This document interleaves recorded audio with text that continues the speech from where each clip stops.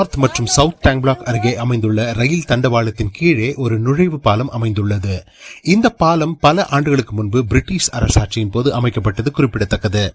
இந்த பாலத்தின் வழியாய் சுற்றுப்புற வட்டாரங்களான north tank block, south tank block, oriental line, western block, ஃபிட்டஸ் பிளாக் என பல பகுதி மக்கள் போக்கும் வரத்துமாய் இன்று வரை இந்த பாலத்தின் நுழைவை பயன்படுத்தின தங்கவயல் ரயில்வே துறை இப்பாலத்தின் நுழைவை மூடும்படியாக உத்தரவிடப்பட்டு வேலையாட்கள் அங்கு குவிந்தனர்.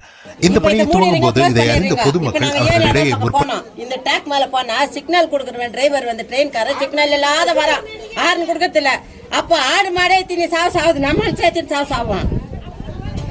ஆடு மாடே நிறைய மாட்டிக்கு டெய்லி மாட்டிக்குது. வாரத்துக்கு 3 முறை 5 ஆடு 4 ஆடு 3 ஆடு மாடு சாவுதுங்க.